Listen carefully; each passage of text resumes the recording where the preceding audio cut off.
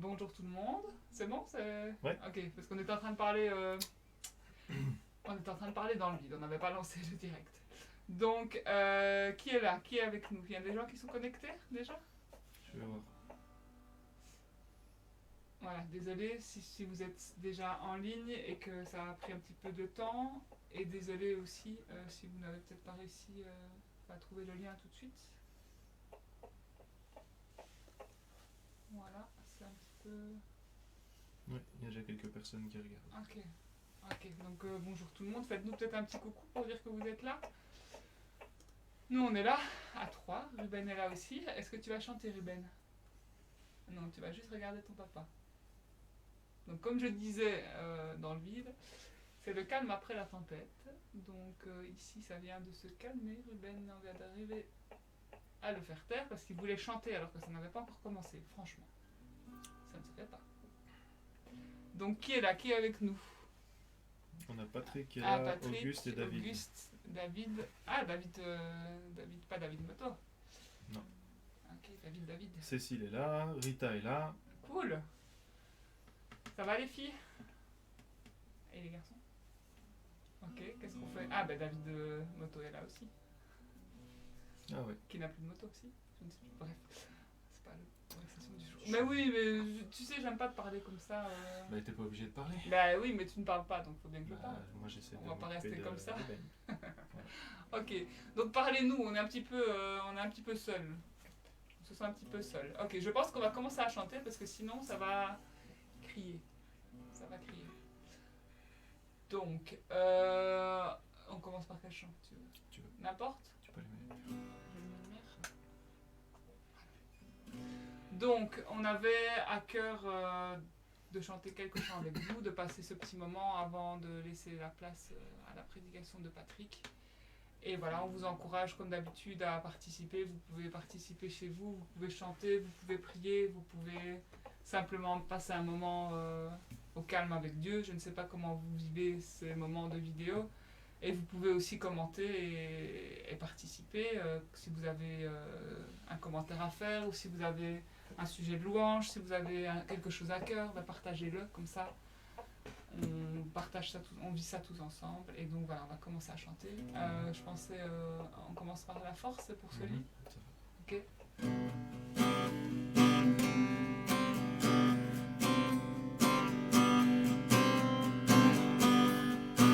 La force est pour celui qui se confie et repose en l'éternel. Oui, en l'éternel. La force est pour celui qui se confie et repose en l'éternel. Oui, en l'éternel. La force est pour celui qui se confie et repose en l'éternel. Oui, en l'éternel. La force est pour celui qui se confie et repose en l'éternel. Oui, en l'éternel. Oh Dieu, tu règnes à jamais.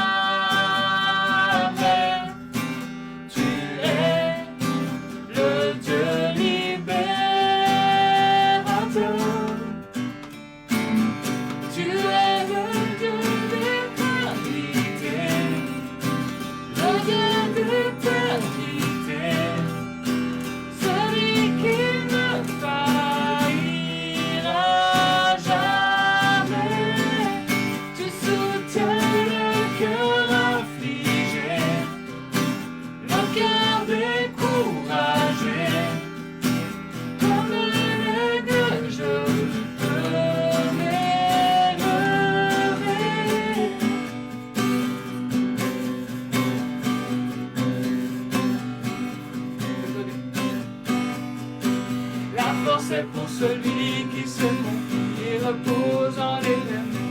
Oui, en l'éternel. La force est pour celui qui se confie et repose en l'éternel. Oui, en l'éternel. Oh Dieu, tu règnes à jamais. Tu es le Dieu libérateur. Tu es le Dieu d'éternité, le Dieu d'éternité, celui qui ne faille.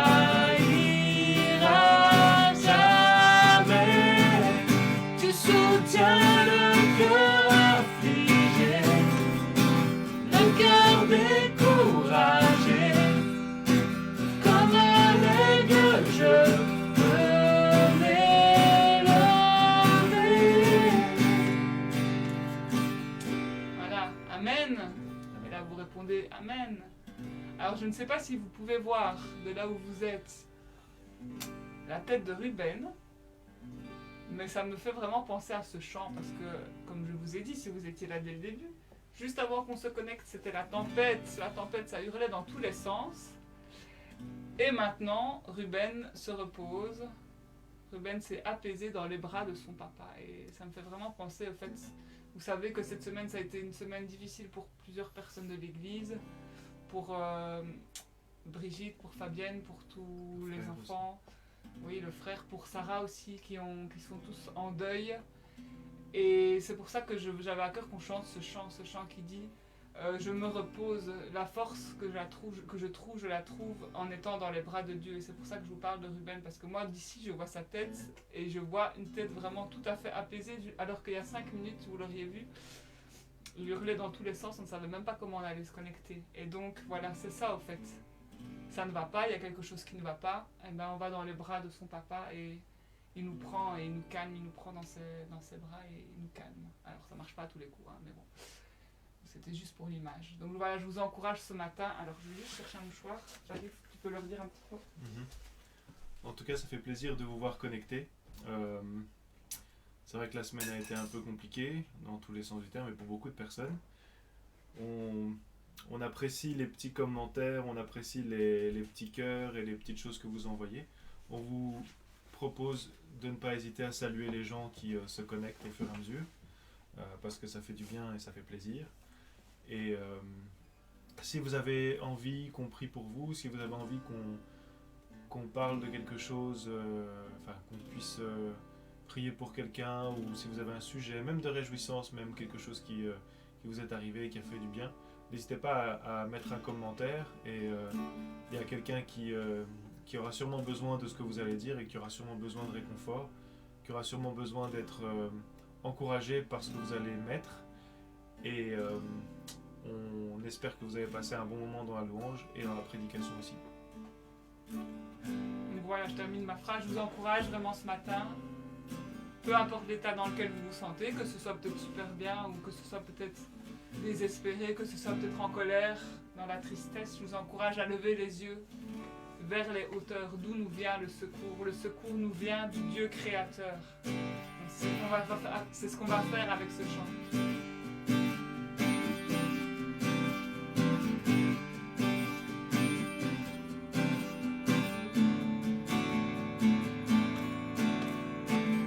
Je lève les yeux vers les hauteurs, d'où viendra le secours. Le secours me vient du Dieu créateur.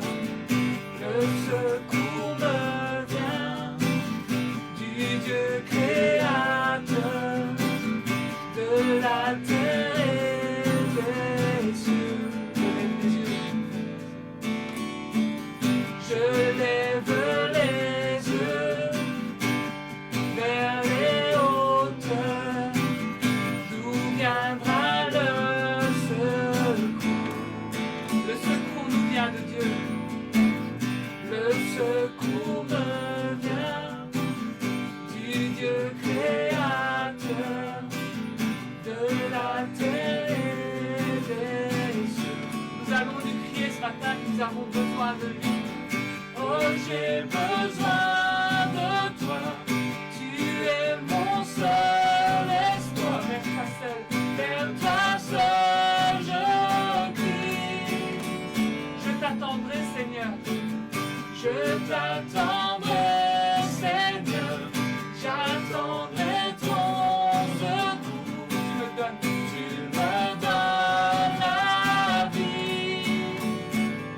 Je lève les yeux. Je lève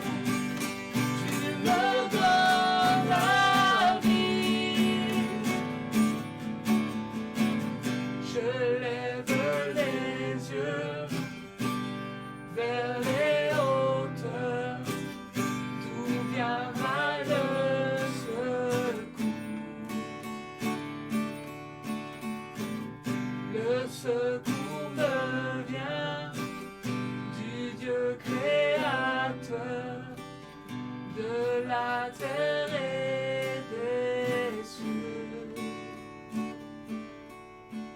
Seigneur, c'est vrai, ce matin, c'est vers toi encore que nous voulons lever les yeux.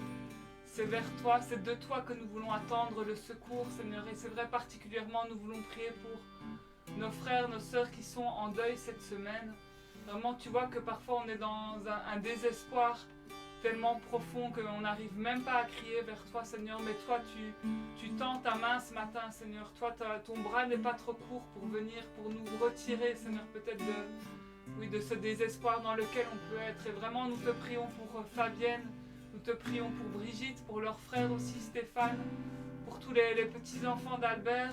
Tu vois la tristesse dans leur cœur, tu vois le manque déjà qui est là, tu vois peut-être l'incompréhension, tu vois peut-être le sentiment d'injustice qui peut être là, Seigneur. Mais vraiment, nous voulons te les remettre dans tes mains, Seigneur, et qu'ils puissent ce matin, Seigneur, ou quand ils verront cette vidéo, ou peut-être voilà, quand ils seront chez eux, qu'ils puissent vraiment se tourner vers toi, tourner leur regard vers toi, Seigneur. Tu vois Sarah aussi, et ses filles, et je ne sais pas s'il y a d'autres personnes de sa famille aussi, Seigneur, mais vraiment nous prions pour notre sœur qui a perdu sa maman. Vraiment, viens et sois son consolateur, sois son soutien, sois son appui, qu'elle puisse vraiment trouver refuge en toi, Seigneur. Vraiment, nous, tu vois aussi, peut-être, c'est vrai, à d'autres situations, c'est vrai que nous n'avons peut-être pas beaucoup de nouvelles les uns des autres avec cette période où on ne peut pas se réunir, Seigneur, mais toi, tu connais les cœurs ce matin, et vraiment, nous voulons te remettre nos frères et sœurs qui peuvent être dans la tristesse, dans la détresse, dans la maladie aussi, Seigneur, dans la colère, je ne sais pas, Seigneur, toi tu connais les cœurs, et vraiment ce matin nous nous tournons vers toi, Seigneur, et merci parce que tu es ce secours qui ne faillit pas.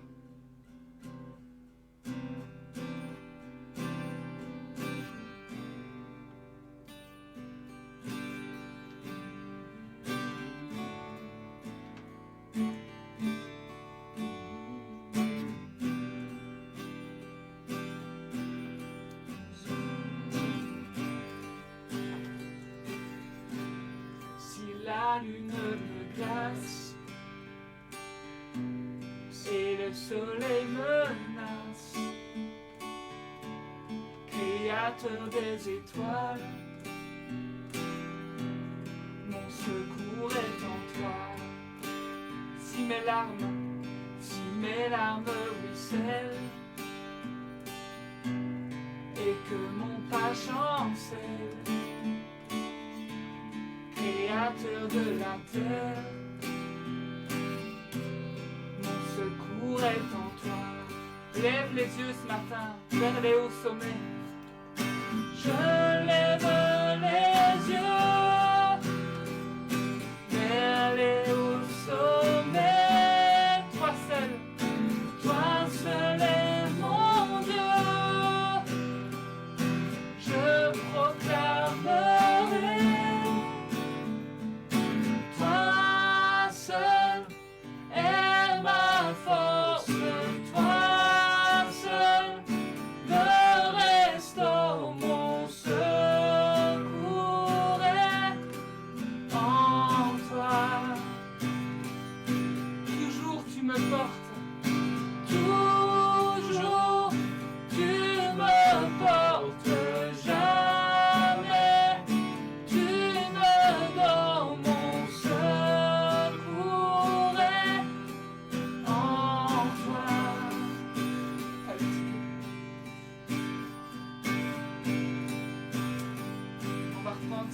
Si la lune me glace et le soleil menace, créateur des étoiles, mon secours est en toi. Si mes larmes ruissellent, peut-être que tes larmes ruissellent, peut-être que ton pas chancelle dans cette période et que mon pas chancelle, mais viens trouver ton secours en lui, créateur de la terre. Mon secours est en toi. Lève les yeux ce matin. Je lève les yeux vers les hauts sommets. Toi seul est mon Dieu. Je proclamerai. Toi seul.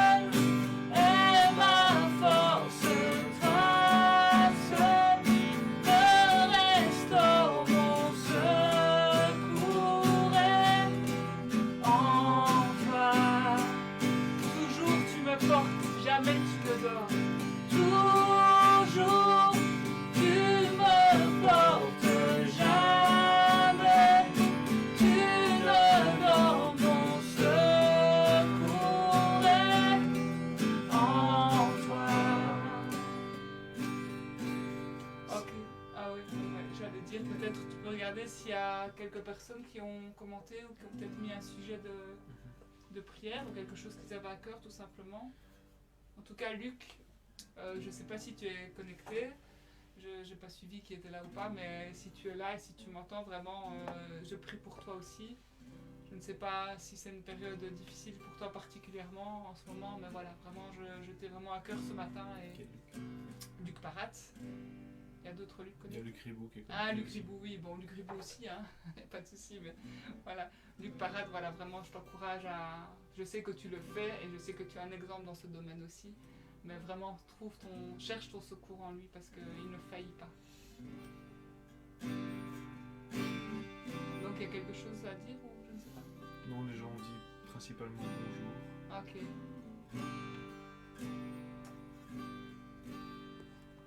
Principalement bonjour, son cœur. Brigitte qui dit Dieu est notre secours, notre espoir, notre consolateur. Il y a les tempêtes. Notre Jésus aussi a connu des tempêtes.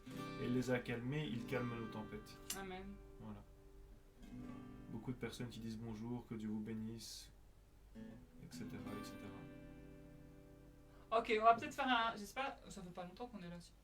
Ça passe vite en tout cas. Non, ça fait pas longtemps. On va peut-être faire un dernier truc. De quoi 24 minutes. Ok. Un dernier truc, c'est que voilà, je vous avoue qu'on n'a pas eu le temps de. On n'a pas eu le temps de préparer du tout. C'était vraiment de l'impro, parce que c'était un peu compliqué. Donc, j'ai plus de chant forcément à cœur. Mais si vous avez un chant à cœur ce matin, voilà, on va attendre plus ou moins 30 secondes parce que c'est le temps qu'il nous faut pour pouvoir voir vos commentaires. Mais si vous avez un chant à cœur, alors ne nous sortez pas un truc. Bon, un chant qu'on sait chanter et si possible jouer à cœur, partagez-le et puis on verra s'il y a plusieurs propositions, ben, on choisira ou peut-être qu'on en fera deux, je ne sais pas. Mais voilà, on va juste attendre. Alors pendant ce temps-là, je ne sais pas si tu as quelque chose à dire, si tu veux prier, si tu as quelqu'un à cœur particulier ou si tu as... Ah oui, Ruben, si j'arrête la musique, tu vas recommencer à pleurer, c'est ça? Non?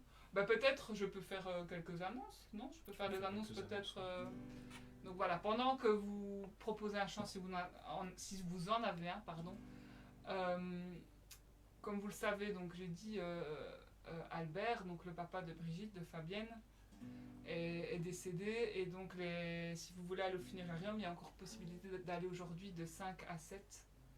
Et donc l'enterrement c'est demain, mais c'est bon, comme vous vous en doutez, en cycle très restreint, donc... on enverra d'ailleurs un message à ce sujet, mais je l'expliquerai par SMS. Et alors la maman de Sarah aussi, Sarah Nero, est décédée cette semaine également. Et donc si vous voulez aller rendre visite au funérarium, c'est lundi, donc demain, et mardi aussi de 5 à 7, et au même funérarium, donc funérarium François, François à Warren. Donc voilà. Et donc je vous encourage à avoir ces deux familles particulièrement à cœur pendant cette semaine. Alors je ne sais pas si quelqu'un a proposé un chant. Non, peut-être ça fait pas encore assez longtemps, ou peut-être vous n'avez pas de chant à cœur. Toi tu as un chant? Non. Bon, moi j'en avais un, mais tu voulais pas. Quoi donc? Ton amour, ta puissance, ta présence. Si tu veux, tu peux le chanter. Ouais. Attends, on va attendre, on va encore laisser l'opportunité.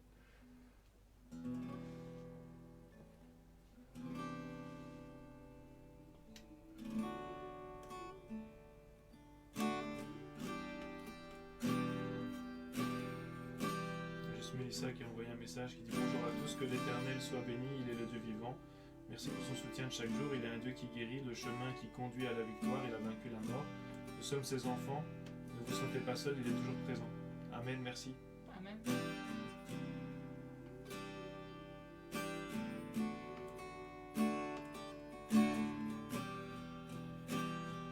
Donc ça voilà, c'est vrai que j'avais pensé à ce chant-là, ton amour, ta puissance, ta présence dans ma vie, parce que je pense qu'on a tous besoin de ça. Surtout en cette période où on ne peut pas être assemblés et sentir, cette présence qu'on la sent peut-être plus quand on est ensemble. Mais on a tous besoin de son amour dans nos vies, de sa présence, de sa puissance. Et voilà, je voulais qu'on, même si on n'est pas dans la même pièce, mais qu'on puisse réclamer ces choses chacun sur nos vies, chacun sur nos familles. Et voilà. Et si vous avez quand même un chant à cœur, n'hésitez pas à le partager, on verra le temps qui reste. Ton amour, ta puissance, ta présence dans ma vie. Ton amour, ta puissance, ta présence dans ma vie. On en a tous besoin, Seigneur, ce matin. Ton amour, ta puissance, ta présence dans ma vie. Viens nous remplir de ton amour, ta puissance, ta présence dans ma vie.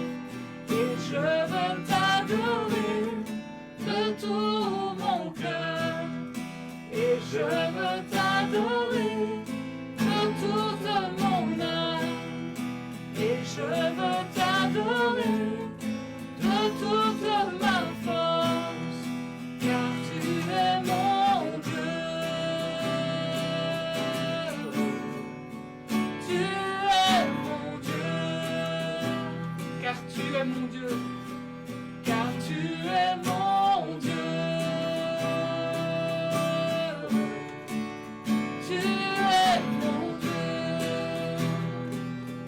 Seigneur, ce matin, nous avons besoin de ton amour, ta puissance, ta présence dans ma vie. Que nous puissions chacun le sentir en ce moment. Ton amour, ta puissance, ta présence dans ma vie. Et je veux t'adorer. Et je veux t'adorer de toute mon âme. Et je veux t'adorer de toute ma force. Car tu es mon Dieu. Tu es mon Dieu. Car tu es mon Dieu. Tu es mon Dieu. Seigneur, c'est vrai, ce matin, malgré les circonstances de nos vies, nous voulons prendre un temps pour t'adorer, pour te louer, pour te rendre la louange qui t'est due, parce que toi, tu ne changes pas, tu restes Dieu. Tu restes notre Dieu. Et ce matin, vraiment, nous tournons vers toi nos cœurs. Nous tournons vers toi notre âme, Seigneur. Nous te cherchons. Nous cherchons ta présence dans notre vie et vraiment... Nous faisons monter ce chant de louange pour te rendre la louange qui t'est due. Que nous puissions vraiment t'adorer de tout notre cœur, toute notre âme, de toute notre force.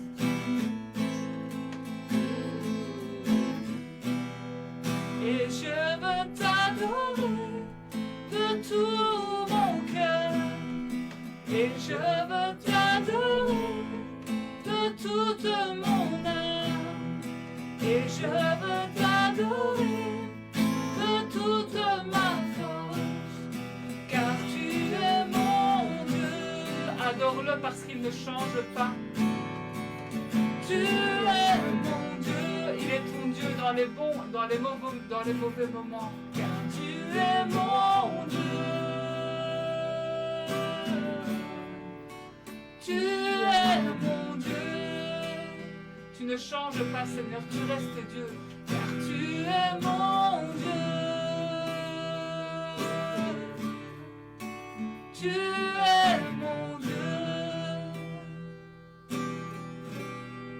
car tu es mon Dieu. Tu es mon Dieu. Voilà, Amen. J'espère que ce petit temps vous a permis de vous rapprocher de Dieu, de passer un moment avec lui, même si évidemment on préférerait tous que ce soit à l'église, mais voilà, en attendant, on continue ces petits moments et on essaie chaque semaine voilà, de pouvoir avoir ce petit moment de culte ensemble. Je ne sais pas s'il y a quelque chose à partager, voilà, on se salue les uns les autres. Etc. Ah, il y a Mathieu qui est là encore. Bonjour Mathieu. Et voilà, je pense qu'on peut laisser la place à la prédication, à Patrick qui avait déjà enregistré un message pour vous. Et donc on va l'écouter ensemble. Restez connectés. Vous pouvez. Non, j'allais encore faire un commentaire, mais je vais me taire. Vous pouvez continuer à commenter si quelque chose en particulier vous parle dans ce que le pasteur dit. Ben, partagez-le, comme ça fait un peu vivre ce moment. Et puis c'est pas des choses qu'on peut faire en vrai. T'imagines à l'église, je me disais l'autre fois. T'imagines si on prend l'habitude de tout commenter à chaque fois quand Patrick prêchera, on sera là en train de dire, en train d'envoyer des cœurs et tout. Non, ça on peut le faire que virtuellement, donc profitez-en. On peut parler pendant la prédication. Et ben voilà, on se verra peut-être au funérarium ou ailleurs pour les uns pour les autres. Et courage à, voilà, comme on l'a déjà dit plusieurs fois, aux familles qui sont en deuil, on pense à vous. On vous embrasse tous. Et voilà, ça nous a fait plaisir de pouvoir être connectés ce matin. Le mot de la fin. À bientôt. À bientôt. Salut.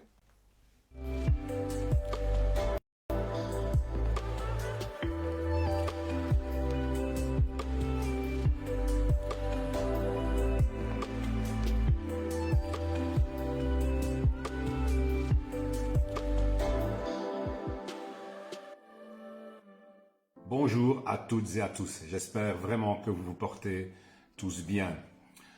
On a vu la fois passée, la fois précédente, donc c'est la troisième et dernière fois aujourd'hui que je vais parler sur l'amour de Dieu. Et le titre de cette série de prédications était donc, et est celui-ci, ce savoir aimer de Dieu. Et vraiment c'est là-dessus qu'on va parler aujourd'hui, c'est ce savoir aimer de Dieu. On a vu toutes sortes de choses, on a vu ce que l'amour de Dieu n'est pas. On a vu qu'il est bien plus en tout cas que les sentiments qu'on peut ressentir, les nouvelles expériences qu'on peut vivre, même si je l'ai dit une fois pour toutes, mais c'est la deuxième fois comme maintenant que je le dis, je ne suis pas contre et je crois que Dieu peut nous faire vivre des expériences extraordinaires, nous faire éprouver des sentiments, mais même extraordinaires pour lui, et Dieu est libre. Mais l'amour de Dieu est bien plus grand que ça et dépasse toutes ces considérations. Et la seule mesure, donc on l'a vu, si on peut en tout cas mesurer, c'est une façon de parler, la seule mesure et la preuve ultime de l'amour de Dieu, c'est la croix, c'est le sacrifice de Jésus sur la croix. Cette croix est vraiment le symbole de cet amour incroyable de Dieu pour nous. On a vu la fois passée des aspects aussi de l'amour de Dieu pour essayer de saisir un petit peu parce que nous sommes limités, donc on ne pourrait pas, face à la grandeur de Dieu, tout comprendre, je l'ai déjà dit. On a essayé de comprendre à quel point cet amour est parfait, et illimité, et infini donc. Alors voilà, nous allons voir aujourd'hui, nous allons parler un petit peu justement du fait de croire en cet amour. Parce que nous sommes tous enclins, c'est vrai, à douter, de par notre nature incrédule, notre nature pécheresse tout simplement, et aussi à cause parfois de certaines circonstances, parfois des épreuves dramatiques même qui peuvent nous arriver, et nous sommes parfois livrés à certains doutes, mais nous ne sommes pas obligés de marcher dans ce doute. Nous ne sommes pas obligés de baisser les bras et de les baisser en tout cas définitivement. Nous ne sommes pas obligés de nourrir ces doutes. Nous ne sommes pas obligés de les alimenter sans cesse et d'entretenir finalement une espèce d'apitoiement et de l'entretenir aussi par des mauvaises décisions, c'est-à-dire peut-être abandonner le fait de s'assembler, de venir à l'église, abandonner la prière, etc. Nous ne sommes pas obligés de l'entretenir. Nous ne sommes pas obligés non plus de chercher les mauvaises fréquentations de personnes qui ont des paroles décourageantes et donc de nous apitoyer sur notre pauvre sort de mal aimé que nous ne sommes pourtant pas du tout. Nous l'avons vu. Alors voilà, maintenant, aujourd'hui, j'aimerais terminer cette série par ceci. Et si je doute, si je mets en doute continuellement l'amour de Dieu pour moi, Si tu mets continuellement en doute l'amour de Dieu pour toi, qu'arrive-t-il? Quelles sont les conséquences? Parce qu'il y en a. Et ces conséquences ne sont pas bonnes. Et j'aimerais vous les éviter, vraiment vous les éviter. Me les éviter aussi parce que je me parle à moi-même. Si je ne me sens pas ou si tu ne te sens pas aimé de quelqu'un, cela va affecter automatiquement ta relation avec lui. Et donc, avec Dieu, c'est pareil. Si je ne me sens pas aimé de Dieu, cela va affecter ma relation avec lui. Et pourtant, c'est faux. Je suis aimé, mais si je n'y crois pas, ma relation va être affectée. Alors, voilà. Premièrement, je voudrais dire ceci. Quelqu'un qui manque d'amour, ou plutôt quelqu'un qui pense manquer d'amour ici, va continuer à attendre perpétuellement et désespérément d'en recevoir, désespérément parce qu'il est déjà aimé et il en a déjà reçu. Et donc, il va attendre désespérément. Ce n'est pas sans conséquence. C'est déjà une des conséquences, mais qui a encore une autre conséquence.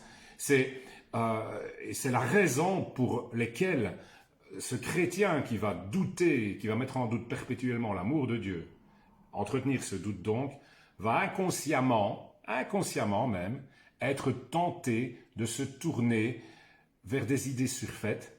Ces idées surfaites qu'on a vues, où tout n'est pas mauvais, mais qui sont limitées, tronquées, de l'amour de Dieu dont nous avons donc parlé les fois passées. Il va toujours vouloir sentir les choses, il va toujours vouloir chercher les émotions. Et bon, ça, je sais, je me répète, mais c'est important de le dire ou de le redire, mais il risque même, et c'est là que je voudrais insister aujourd'hui, et c'est pour ça que j'en parle, il risque même de se détourner de celui qui est l'auteur de la foi. Parce que notre regard et notre espérance, ce ne sont pas les bénédictions, les réponses et les sensations que nous pouvons éprouver, mais notre regard doit être tourné vers celui qui est l'auteur de la foi, c'est-à-dire le Christ. Et donc, celui qui doute de cet amour va être tenté de détourner son amour du Christ. Et il risque de tourner ses regards toujours vers les expériences, vers les réponses, et parfois même de se détourner de la véritable foi. Il va toujours être de plus en plus centré sur lui-même et sur ses propres besoins, parce que c'est sa satisfaction et ses désirs, même s'ils ont l'apparence de la piété, qui vont devenir le seul critère pour tenter de mesurer l'amour de Dieu, puisqu'il n'y croit pas vraiment. Vous voyez? Ensuite, autre chose, c'est que les personnes qui vont douter, continuellement mettre en doute l'amour de Dieu, risquent de devenir comme ceux qui n'ont effectivement pas reçu de l'amour de leurs parents et qui n'arrivent pas non plus à donner ce qu'ils n'ont pas reçu. Et souvent, ces personnes vont avoir des difficultés à manifester leur amour pour les autres et vont peut-être être souvent même indifférents, pas toujours, mais face à la souffrance des autres. C'est aussi un danger. Ils risquent de devenir et d'adopter le comportement de personnes qui ne sont pas aimées, alors qu'ils le sont. Ensuite, et en fin de compte, celui qui ne se sent pas aimé va générer lui-même, écoutez bien, il va générer lui-même des situations et des relations qui vont augmenter son manque plutôt que de le combler. Je me permets de répéter, celui qui va continuellement mettre en doute, qui va vivre dans ce doute, qui va l'entretenir, qui va mettre en doute l'amour de Dieu, celui qui ne se sent donc pas aimé de Dieu, qui ne se sent pas aimé peut-être du tout, il va générer lui-même des situations et des relations qui vont augmenter son manque plutôt que de le combler. Et là, je voudrais m'attarder un petit peu à ceci et vous prendre quelques exemples, quelques situations, et ne pas évidemment en faire une liste exhaustive, je ne saurais pas. Alors, il y a par exemple ce besoin de contrôle de l'autre. Mais surtout ici, on va parler d'un besoin de contrôler Dieu, à cause de la peur évidemment. Alors que dans la première épître de Jean, il dit ceci, 1 Jean chapitre 4, le verset 18, « La crainte n'est pas dans l'amour, mais l'amour parfait bannit la crainte. » Et voilà, À cause de la peur, nous essayons de contrôler. À cause de la crainte, nous essayons de diriger Dieu quelque part. Mais on ne peut pas contrôler Dieu. Dieu n'est pas contrôlable. Dieu n'est pas à notre service. Dieu n'est pas contrôlable. Au contraire, nous lui faisons confiance. Nous avons et nous devons et nous pouvons en toute assurance et en toute confiance, justement, je me répète, mettre notre confiance en lui. Au contraire, donc nous ne pouvons pas contrôler Dieu. Mais, si tu doutes de son amour, tu vas vouloir que Dieu fasse tout comme tu le veux, parce que tu as peur. Tu vas vouloir que Dieu te réponde comme tu le veux. Pourquoi? Parce que tu as peur de souffrir. Et afin d'éviter de souffrir, tu vas mettre ta confiance en tes propres désirs et t'attendre à ce que Dieu les accomplisse, les comble. Et donc, ta confiance ne va forcément plus être en Dieu. Et donc, effectivement, tu vas vouloir quelque part contrôler Dieu. Le manque d'amour nous pousse à contrôler les autres, mais aussi Dieu. La personne, effectivement, qui ne se croit pas aimée, ne peut pas faire confiance en l'autre. C'est logique. Elle a toujours une suspicion, un doute qui déteint sur toutes ses relations et malheureusement sur ce lien si précieux d'amour avec son Dieu. Une suspicion donc qui déteint sur ta relation avec Dieu. Ce à quoi tu t'attends, si tu doutes, ce n'est pas de l'amour. Ce à quoi tu t'attends, si tu doutes de l'amour de Dieu, fatalement, ce n'est pas d'être aimé, mais c'est plutôt d'être abandonné, d'être blessé. Et donc, tu vas tenter de contrôler.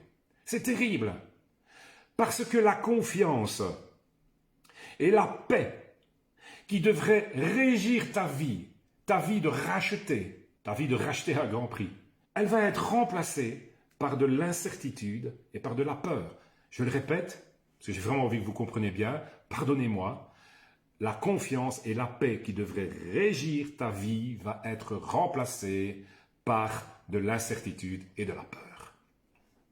Cette peur va dominer ta vie, elle risque vraiment de dominer toute ta vie, même dans ta relation avec les autres. Elle va dominer ta vie et donc influencer toutes tes décisions et finalement détruire complètement ton intimité avec Dieu. Et puis, la méfiance que va engendrer cette vie de doute devient parfois tellement forte, tellement envahissante, que plusieurs en viennent à voir en négatif ce qui est positif, à ne plus voir, à ne plus discerner nulle part la fidélité de Dieu, à ne même plus voir là où il répond, là où il est fidèle, alors que c'est évident. Ce qui va complètement les bloquer dans leur foi, les bloquer dans leur ministère, dans leur service, et bien sûr dans leur relation avec Dieu, et encore une fois, produire l'effet contraire. Une autre conséquence, si tu penses manquer de l'amour de Dieu, tu vas encore une fois rechercher à outrance et constamment des démonstrations d'amour et devenir, c'est ça qui est important parce que les démonstrations, j'en ai déjà parlé, mais tu risques de devenir de plus en plus exigeant et malheureusement de plus en plus insatisfait. Alors je ne parle plus ici seulement et simplement du fait de toujours chercher les émotions ou les expériences nouvelles, mais de devenir finalement tellement frustré qu'on voudrait voir Dieu dans tout et à chaque instant, et qu'on est frustré parce qu'on a tellement ce manque et ce besoin, on est frustré parce qu'on voudrait le voir du matin au soir dans tout ce qu'on dit, dans tout ce qu'on fait, dans tout ce qui se passe plutôt.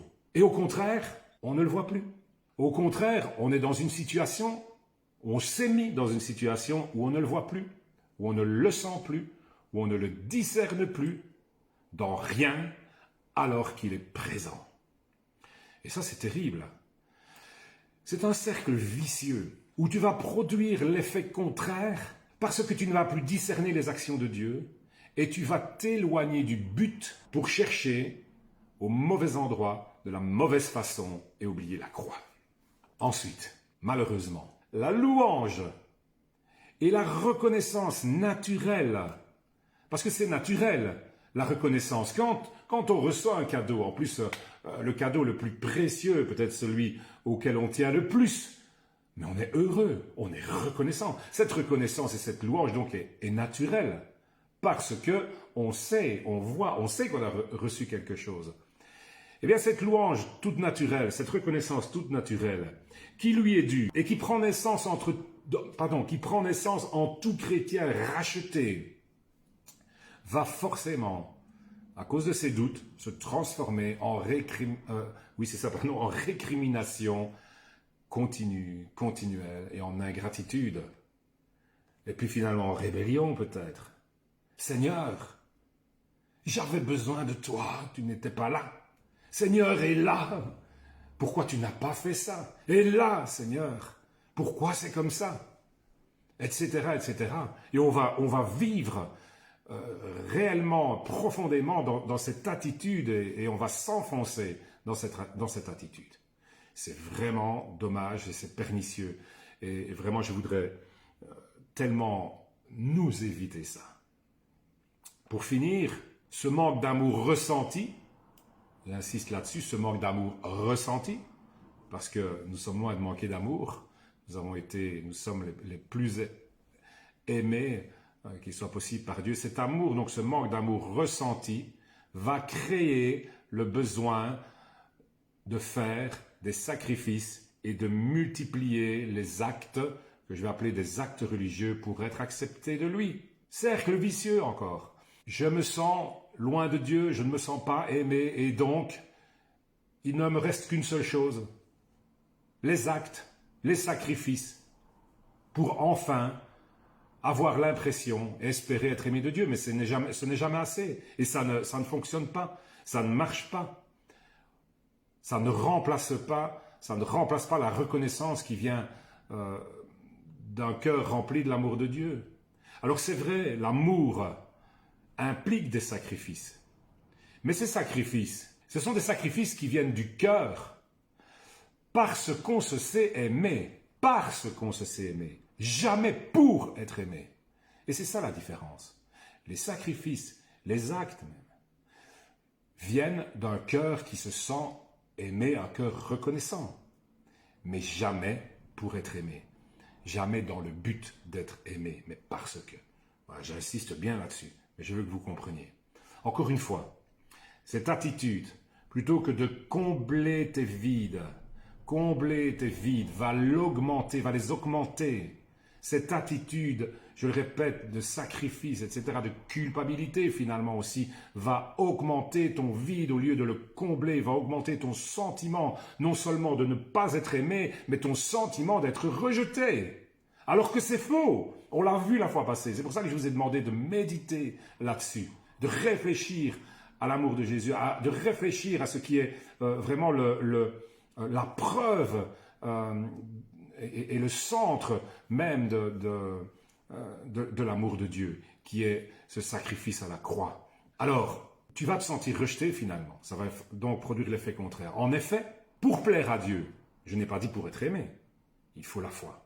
Pour plaire à Dieu, il faut la foi. Sans la foi, il est impossible de plaire à Dieu. Mais cette foi, elle produit la reconnaissance, et donc la reconnaissance produit l'obéissance. Donc je le répète, cette foi produit la reconnaissance et l'obéissance. Et elle vaut plus que tous les sacrifices.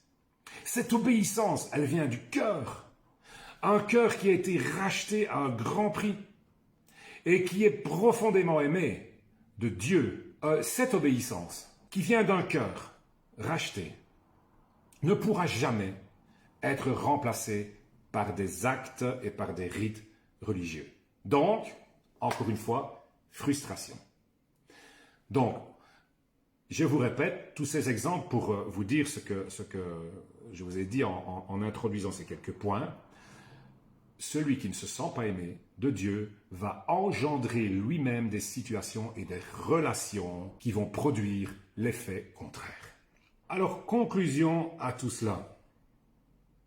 Eh bien, dans ma conclusion, je rejoins mon introduction. Tu peux être visité par le doute. Ça nous arrive à tous, plus ou moins souvent et plus ou moins régulièrement. Mais tu n'es pas obligé d'entretenir ce doute. Tu n'es pas obligé de le nourrir.